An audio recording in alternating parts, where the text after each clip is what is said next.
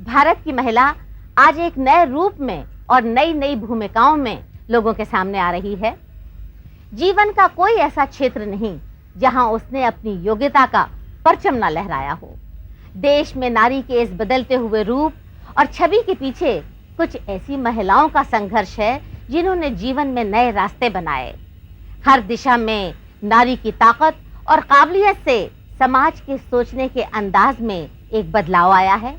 हमारा ये सीरियल पहल ऐसी ही महान नारियों की जद्दोजहद की कामयाबी की कहानी है जिसे हम आपके सामने दोहरा रहे हैं। कुछ ही समय की बात है जब भारत में नारी अनपढ़ और कमजोर थी और इसी वजह से समाज में सबसे ज्यादा पिछड़ी हुई और शोषित भी।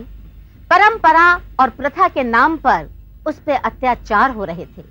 19वीं सदी के महान सुधारकों राजा राम मोहन राय, ईश्वर चंद विद्यासागर और महर्षि कर्वे ने उनके लिए विकास का पहला दरवाजा खोला, शिक्षा यानी पढ़ाई और लिखाई का। और उसके बाद एक दरवाजे खुलते चले गए। ऐसे में रूढ़िवादियों के खिलाफ मुश्किलों की परवाह न करते हुए कलकत्ते की 2 लड़कियां कादम्बनी बोस और चंद्रमुखी बोस 1883 में बीए की डिग्री हासिल करके भारत की पहली 2 ग्रेजुएट महिलाएं बनी और उन दिनों पूरे भारत वर्ष में एक सनसनी सी फैला दी। ओ बंधु रे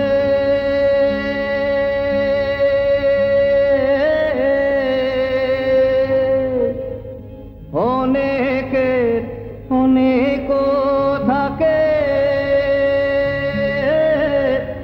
আমার কেবল তুমি রে বন্ধু আমার কেবল। गंगा का चिरंतन प्रवाह कलकत्ता में हुगली का रूप ले लेता है। इसके किनारे परंपरागत विश्वासों और आस्थाओं का ये महानाटक हजारों वर्षों से प्रतिदिन दोहराया जा रहा है। गंगा का ये प्रवाह इस बात का साक्षी है कि यह भूमि विचार और दर्शन, कला और विज्ञान के विकास और प्रसार में देश में विशेष रूप से आगे रही है। हुगली के विशाल पाट पर बना हावड़ा का यह प्रसिद्ध पुल महानगर कलकत्ता की पहली पहचान है। यहाँ की जिंदगी की रवानी का प्रतीक ये पुल आपको कलकत्ता के जीवन की रोजमर्रा की हलचलों से, गलियों बाजारों से, भीड़ भरी व्यस्तता से जोड़ता है। यहाँ धड़कता है बंगाल का ही नहीं पूरे देश का सांस्कृतिक हृदय और आप यहाँ के इतिहास और संस्कृति में अतीत और वर्तमान में झांक सकते हैं। ये जो सामने विधान सरणी में पुरानी सी इमारत दिखाई दे रही है, यह धरोहर है उस जमाने की जब भारत पर ईस्ट इंडिया कंपनी का शासन था। यही है स्कूल के रूप में जन्मा कलकत्ता का सुप्रसिद्ध बेथुन कॉलेज।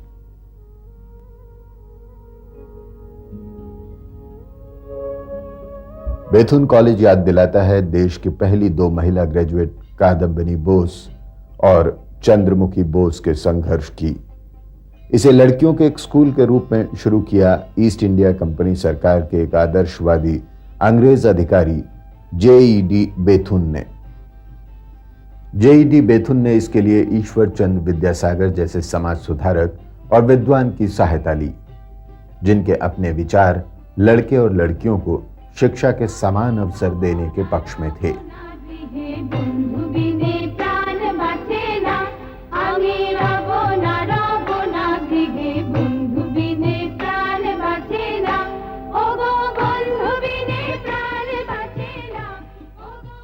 कादम्बिनी गांगुली जो बाद में गांगुली हुई और Chandramukhi Bose who were the पहली ग्रेजुएट्स थी इन इंडिया।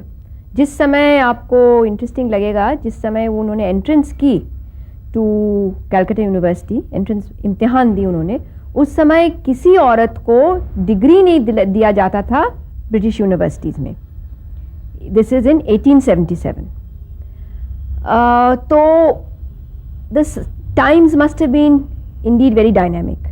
बहुत कुछ हो रहा था, बहुत कुछ हलचल थी।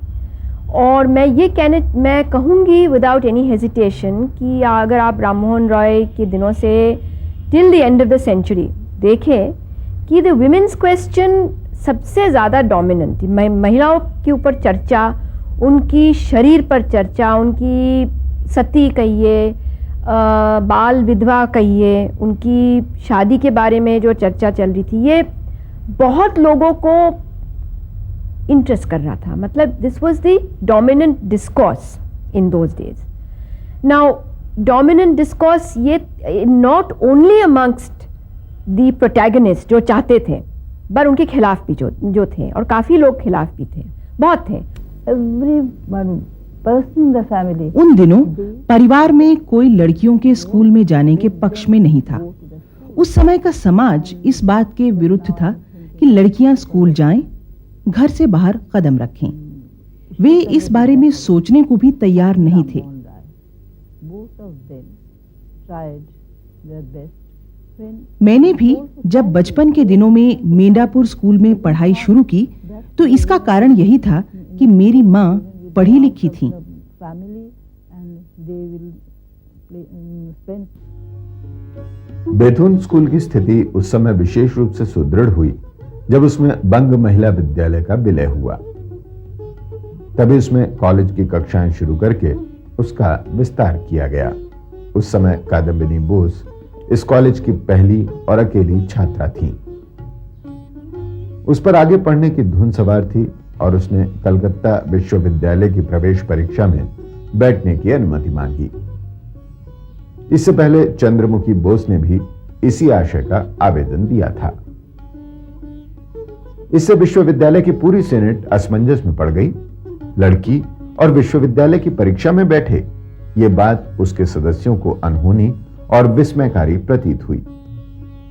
5 वर्ष तक उनके संघर्ष करने के बाद सीनेट आखिर 1878 में लड़कियों को विश्वविद्यालय की परीक्षाओं में बैठने की अनुमति देने को तैयार हो गई, मगर कुछ शर्तों के साथ. 19वीं शताब्दी के उन अंतिम वर्षों में कादम्बिनी और चंद्रमुखी बोस ने हवा के खिलाफ चलकर जो साहस दिखाया वो उस जमाने के रूढ़िवादी तेवरों को देखते हुए कुछ कम न था. हमारे भारतीय समाज में अग्रणी भूमिका जिन जिन नारी का हुआ था, उनमें चंद्रमुखी बोस का नाम सबसे पहले याद करना है. इनका जन्म हुआ था सन 1860 साल में देहरादून में एक बंगाली क्रिश्चियन परिवार में. और उस समय वो वहाँ पर जब रहते थे, उनको शिक्षा की अग्रगति बहुत अच्छा हुआ. मगर जब उन्होंने मैट्रिकुलेशन पास करने का समय हुआ, तब उन्होंने यहाँ पर बंगाल में कलकत्ता यूनिवर्सिटी का उनकी सम्मति नहीं मिली. उन्होंने कहा कि ये तो महिला के लिए ये परीक्षा नहीं हो सकती है. तो तब उन्होंने क्या करें, वहाँ से कोई फ्री स्कूल क्रिश्चियन मिशनरी के स्कूल से उन्होंने सम्मति लेकर उनको मिला और उन्होंने प्रवेशिका पास भी कर लिया. मगर प्रवेशिका पास करते हुए भी उनको बेथुन कॉलेज में एडमिशन नहीं मिला, क्योंकि बेथुन कॉलेज में उस समय क्रिश्चियन महिला को नहीं लिया जाता था. मगर उसी समय और एक महिला कादम्बिनी गांगुली, वो भी महिला के कॉलेज में बैठी चुकी थी और वो उनका भी जन्म हुआ था 1861 साल में. तो ये दोनों को एफए पास करने के लिए सम्मति मिल गई.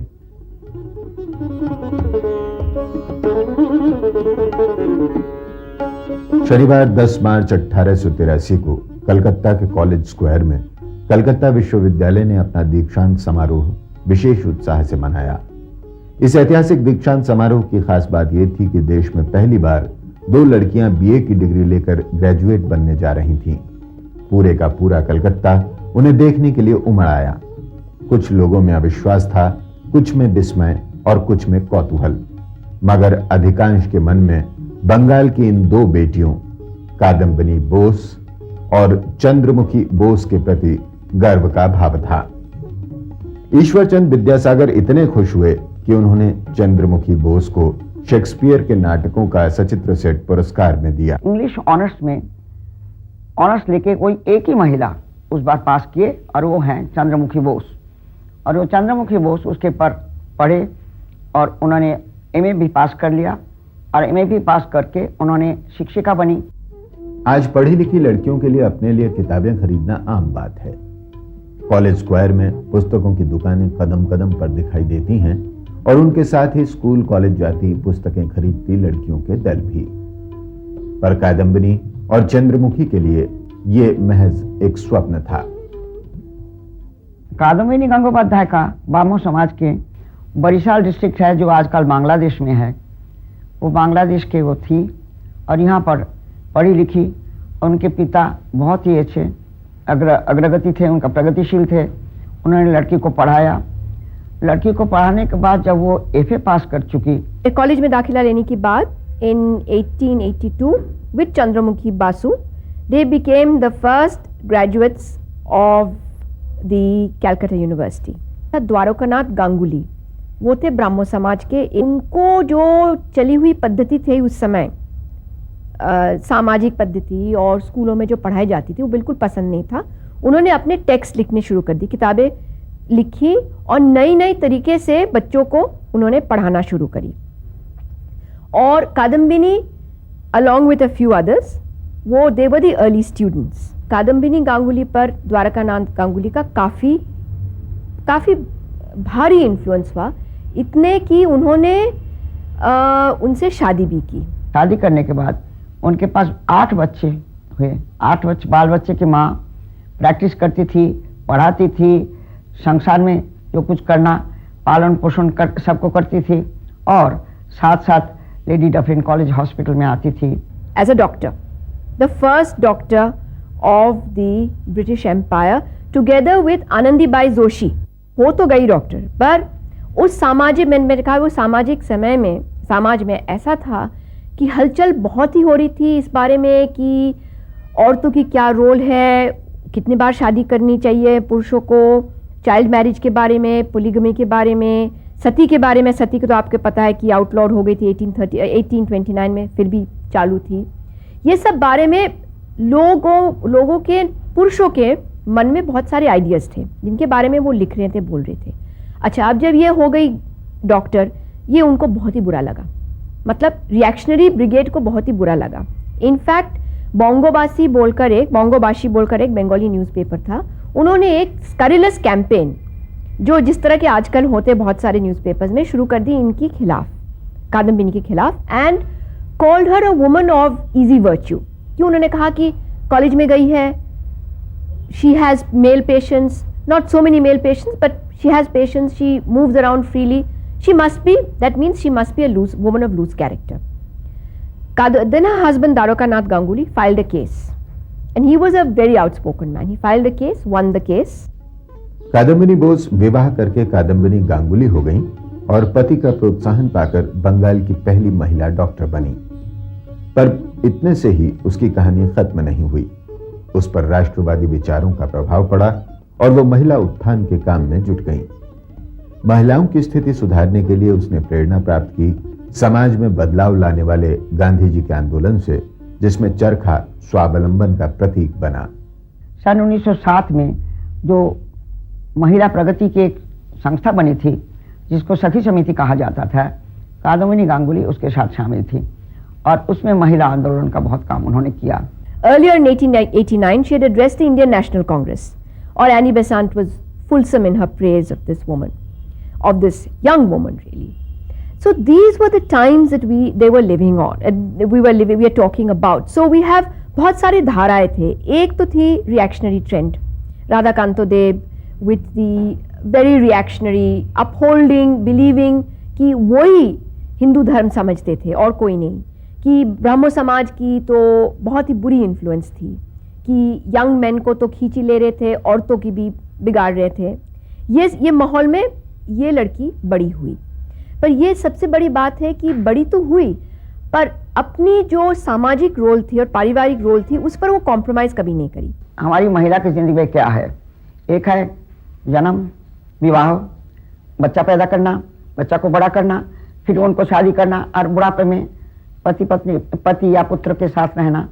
मगर ये देखा जाता है कि अपने के लिए उनके कुछ समय नहीं है। She had a flourishing practice. She was in fact the doctor attached to the Queen of Nepal. वहाँ भी जाती थी उन दिनों में, परंतु आपकी घर के बारे में सब कुछ वो fully in charge थी। तो she was in some ways a superwoman of those times. ये हमें मानना ज़रूरी है कि जो पायनियर्स थे, अर्ली जनरेशन के जो थे 19th century, but what is interesting is the kinds of debates that were being generated at that time and some debates which find reflection even today. India is going in बताया जाता है कि अब हमारे देश में आबादी 95 करोड़ हो गई है, जिसमें से 50% महिलाएं हैं और उनमें से अधिकांश अशिक्षित हैं. और सोचिए तो, भारत 21वीं शताब्दी में प्रवेश करने जा रहा है. to have the latest. Most of them still illiterate. Still, Bharatiya Samaj में अब भी अशिक्षा जैसी चीज मौजूद है. वो तब तक सदा के लिए समाप्त नहीं होगी जब तक उसके मूल स्रोतों पर रोक नहीं लगेगी. Source of illiteracy, then illiteracy cannot be eradicated forever. मगर इतना प्रगति होते हुए भी हमारे अशिक्षा अभी भी है. हमारे परसेंटेज ऑफ महिला की शिक्षा 40% से ज़्यादा नहीं है. पुरुष का जब 88% होता है तब महिला की 44% होता है. We are here अशिक्षितों in की India. संख्या भारत में सबसे अधिक है. आजादी के 50 वर्ष बाद भी इतनी अधिक अशिक्षितों की आबादी बड़ी शर्म की बात है.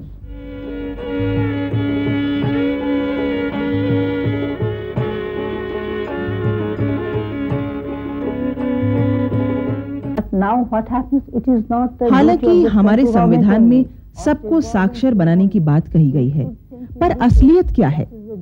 इसके लिए अकेले केंद्र या राज्य सरकारों की ही जिम्मेदारी नहीं है, हम सबकी जिम्मेदारी है. अकेले हम साक्षर बने, विज्ञान का, हाइजीन का लाभ उठाएं. ऐसी जिंदगी का क्या मतलब? As far as possible, as we have reached, as the world has reached up till today.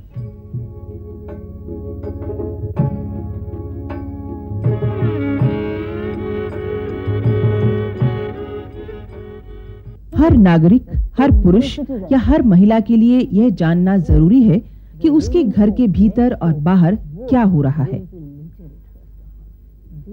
औरत अगर अपने घर को ही सुरक्षित न रख सके, वह औरों की सुरक्षा क्या करेगी? इसके लिए उसे हर बात को जानना अनिवार्य है. उसे जानना होगा कि पर्यावरण क्या है, हाइजीन क्या है, विज्ञान क्या है. गांव में और कस्बों में महिलाओं को पढ़ना लिखना आना चाहिए.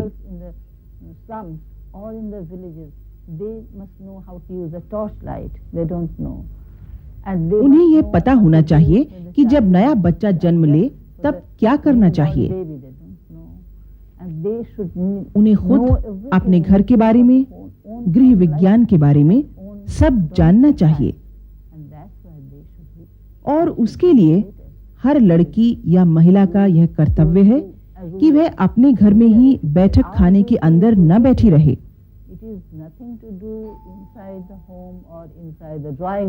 वो उन सब के पास जाए जो गरीब हैं, अशिक्षित हैं. अगर हम निचले से निचले आधारभूत स्तर पर लोगों तक नहीं पहुंचते हैं, तो फिर हम कुछ भी नहीं कर पाएंगे. If we do not meet the people there, if we do not go there, just to the grassroots level, we can't do anything. जो दो बहन के बारे में मैं कह रही हूँ, चंद्रमुखी बोस और कादम्बिनी गांगुली, एक शिक्षा चर्चा में रह गई और ये हमारी सामाजिक आंदोलन और मेडिकल का जो जितना काम होता है, इसके हॉस्पिटल स्थापना, बाल बच्चों के शिशु मंगल की तरफ काम करना, और सबसे बड़ी बात है उन्होंने स्वाधीनता संग्राम के लिए भी उन्होंने भाग लिया. और वो जैसे माता थी, ऐसी पत्नी थी, ऐसी आपकी संसार में जो गृहिणी थी, और सब करके उन्होंने बहुत ही एक अच्छा स्थापना किया जिसका आदर्श आज भी हम लोग याद रखेंगे. क्योंकि आजकल के दिन में जब लड़कियां डॉक्टर बनने चाहती है या कंप्यूटर साइंटिस्ट बनने चाहती है या इंजीनियर बनने चाहती है, बहुत सारी चीज़ जो बनने चाहती हैं, आजकल भी मिडिल क्लास फैमिलीज़ में उनको रेजिस्टेंस फेस करना पड़ता है. पर हमें ये, और बंगाल में भी होता है, जो हम सोचते हैं कि एक पायनियरिंग स्टेट थी, आप जैसे कहते कल्चरल कैपिटल थी इन द 19th सेंचुरी. पर when we look back and think कि इफ़ दिस वुमन एक शताब्दी तो बीत गई है, पहले इतना कुछ कर पाई थी, तो हम लोगों के लिए भी अभी काफ़ी आशा है. महिलाओं को पहली बार उच्च शिक्षा की राह दिखाने वाली कादम्बिनी बोस और चंद्रमुखी बोस के समय से हावड़ा पुल के नीचे से न जाने कितना जल गुजर गया है, किंतु ज्ञान गंगा का प्रवाह सतत जारी है। उसे कोई रोक नहीं सकता। न महिलाओं को, देश की आधी आबादी को उसके लाभ से कोई वंचित रख सकता है।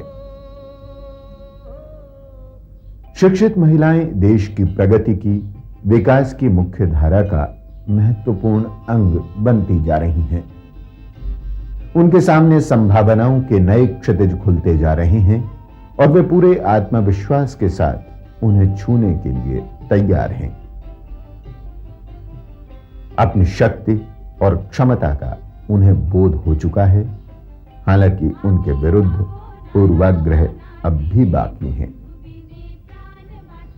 पर गंगा की धारा की तरह वो उनकी परवाह न करती हुई आगे निकल रही हैं। उनके लिए जीवन की अब एक ही दिशा है, वो जो उन्हें आगे और आगे ही ले जाएगी।